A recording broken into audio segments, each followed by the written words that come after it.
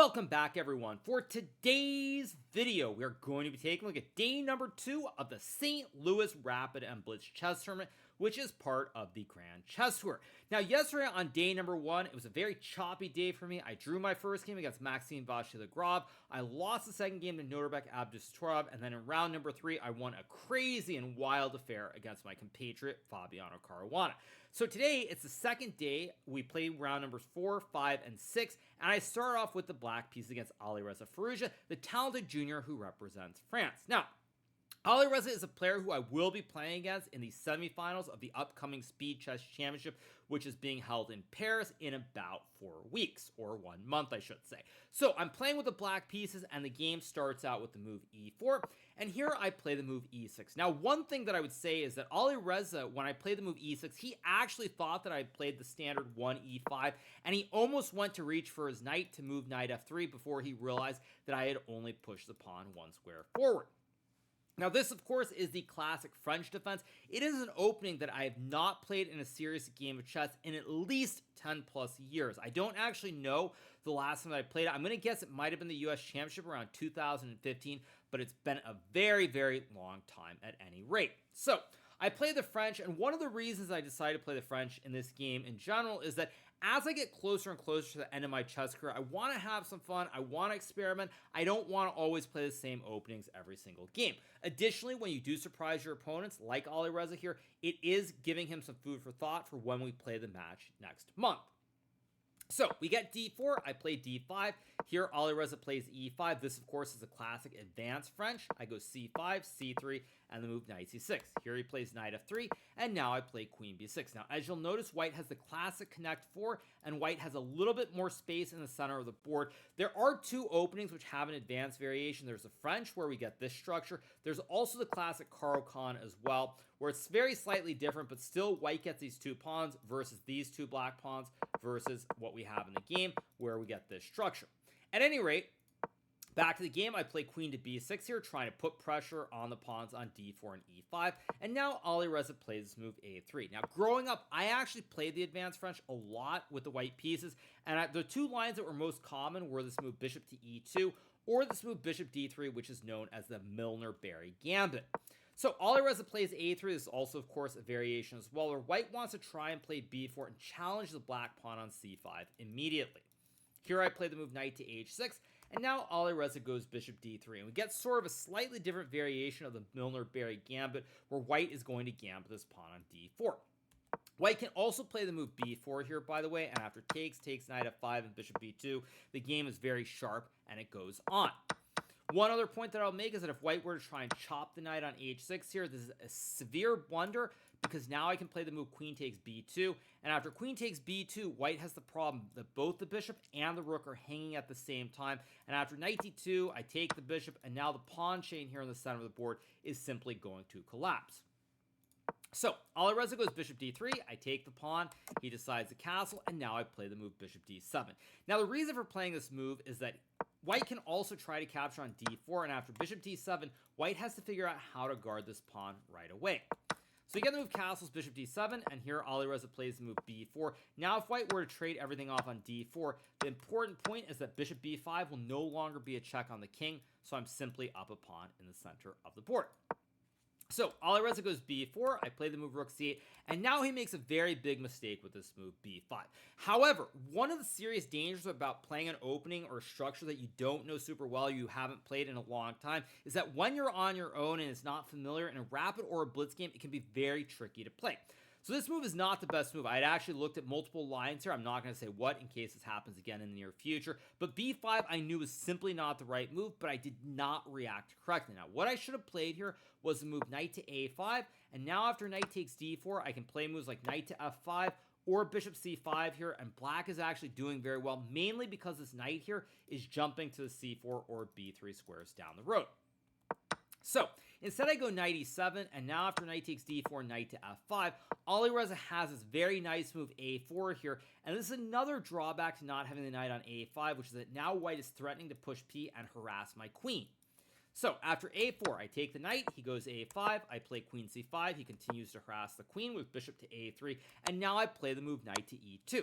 Now, I could have played the move queen to c7 here, but after bishop takes f8, let's just say I take with the rook and white takes back here. White has this nice center with the pawns on d4 and e5. He's got a lot more space on the queen side, and I can't castle my king out of the center of the board.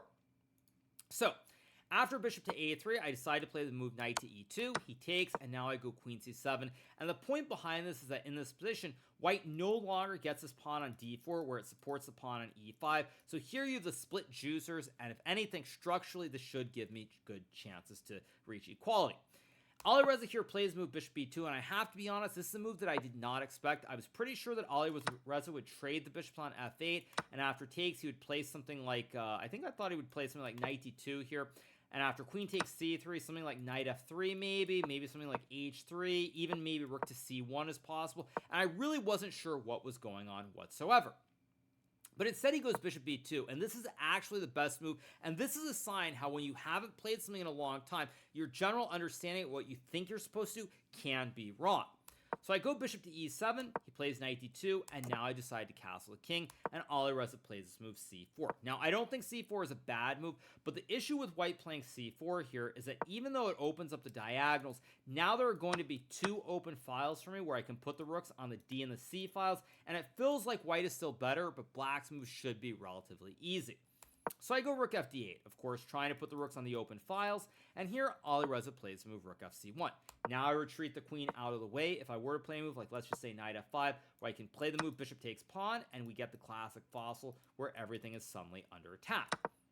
So I go queen b8.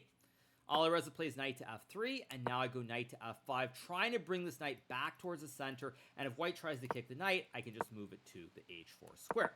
Alireza goes bishop d3, trying to line up some threats towards the pawn on h7.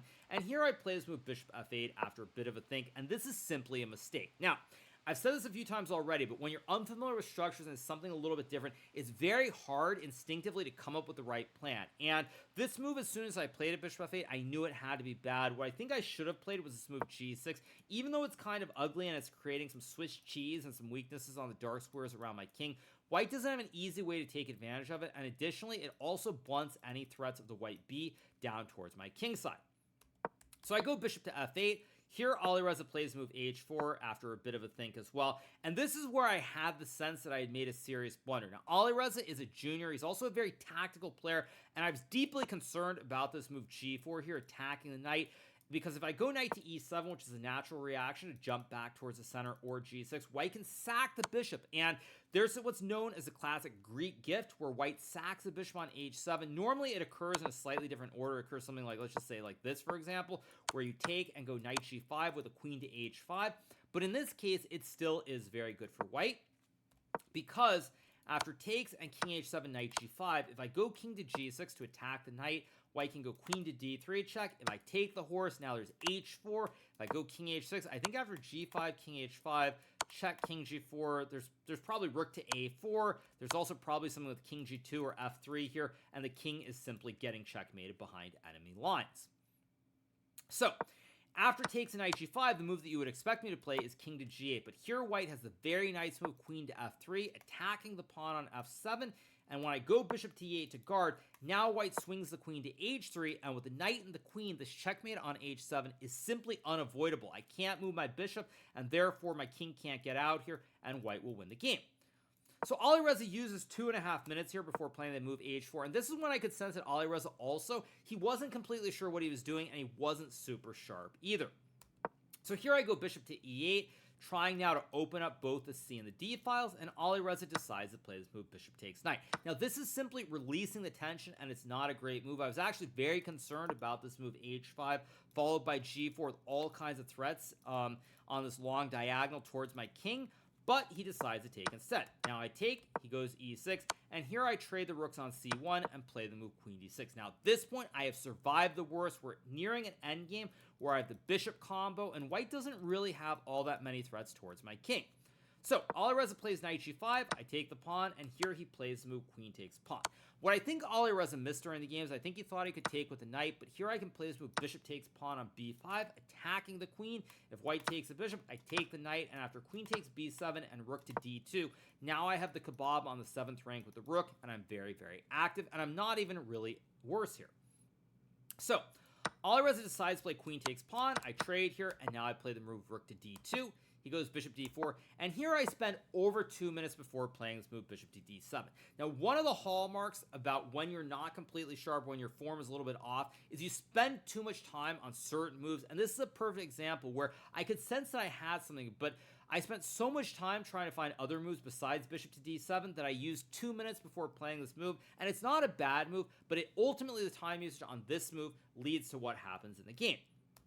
So I go bishop to d7, Alireza plays bishop e3, I go rook to d3 here, and now he takes the bishop. I take back, and here Alireza plays a6. Now at this point when we got to rook d3 and he took, I thought that I had to be drawing the game quite easily here, but when he played a6, suddenly I panicked because I realized that there's all this pressure towards these pawns on a7 and b7, and there's also a kebab with rook to c7 as well. So I spent over a minute here before playing this move b6, which is a terrible move and loses on the spot. Now, what's really bad about this situation is that you'll notice that right now my bishop is attacking the pawn. So obviously I see that the pawn is hanging. Now, I can't capture because after pawn takes pawn, white will push the pawn through or play rook c8 and win the game. But nonetheless, the bishop is staring the pawn, literally, or I'm staring the pawn in the face.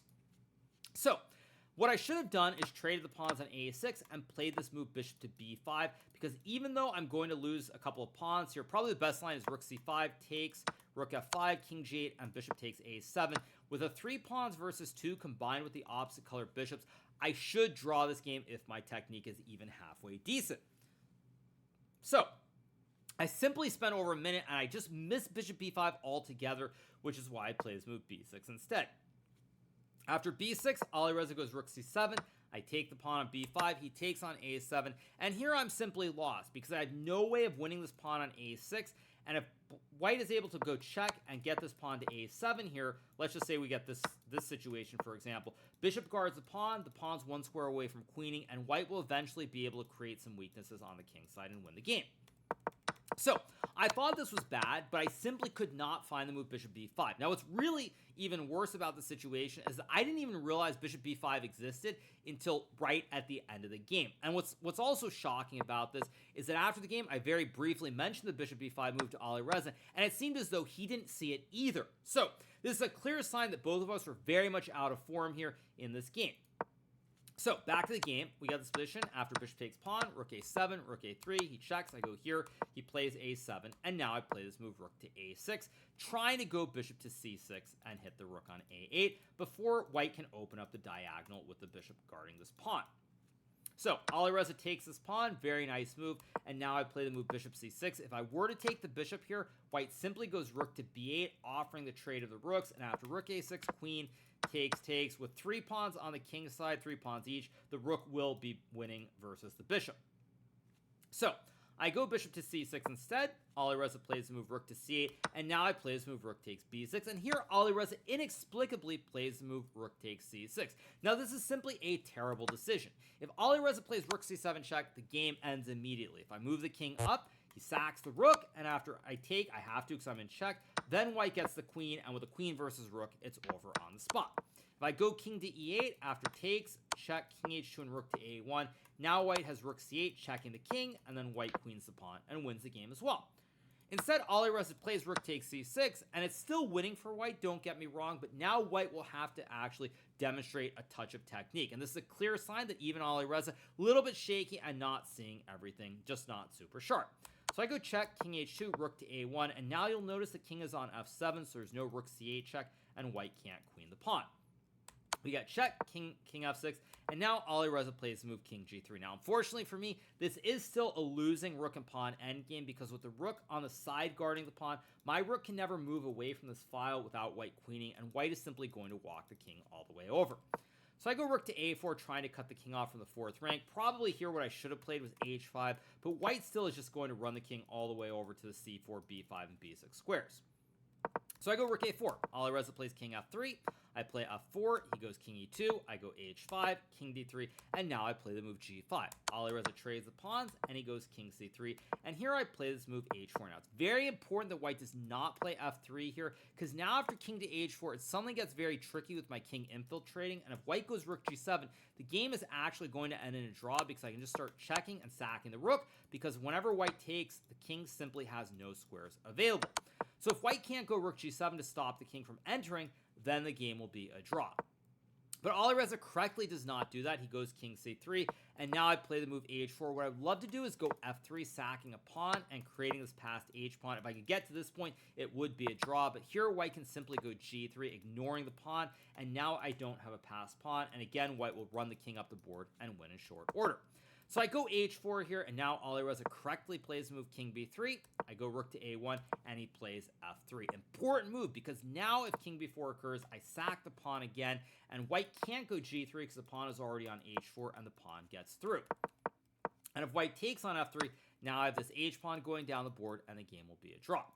So, after f3 is played here, I play the move h3, Alireza takes, I go king h4, he plays the move rook g7, I take, and now after king to b4, I play rook a2, he goes king b5, and here I resign the game simply because my king is cut off, it can't get over, and the way white wins this is white runs the king all the way down to b7, I have to check, he comes off, I go rook a2, he runs the king over. If I take the pawn on a7, white simply takes, and the king is still cut off, it can't get over. And if I play the move rook to b2 check, white goes rook b7, rook to a2, queen, takes, king g3, and now white has the move rook to b3, guarding the pawn, and then you walk the king back, and white wins the game in short order. So, a very disappointing game from the standpoint that I was in some trouble out of the opening, but then Alireza wasn't super precise. I had this moment where I could draw with the move bishop b5, but ultimately I was not able to find it, and I simply lose the game. So a little bit disappointing. I would say that in general, I wasn't super happy. I feel like I'm a little bit off. My time usage has not been great at some critical moments. But that being said, Alireza did play a great game. He did find this very important maneuver at the end of the game. This f3, like king b3 and f3, he did not allow me to find the king h4 trick to save the game, so I end up losing. Now, I did play 2 other games on the day, but neither of those games were very eventful. I drew a very boring game against Levon Aronian with the white pieces in round number 5, and round number 6 with the black pieces against Nepomniachtchi was also a very boring game, which did not have a lot of life, which is why I am only recapping the 6th round game, or the 4th round game, I should say, against Alireza. So, not the best result certainly today, but there still are 3 more games in Rapid portion tomorrow. I will have 2 whites in those final 3 games, and after that we move on to the Blitz. So my main goal right now is to be very solid, try to pick up a few points, try not to be too far behind going to the Blitz because the combined score will decide the overall winner, and just try to stay within striking distance, and then hopefully in the Blitz I can get it done. So, on that note, I hope you guys have enjoyed this recap from the 2nd day of the St. Louis Rapid and Blitz Chess Tournament, which is part of the Grand Chess Tour. If you're not already subscribed to the channel, make sure that you smash that subscribe button below, and we'll be back with some great recaps in the next couple of days. I'll see you guys soon. Have a good one. Bye.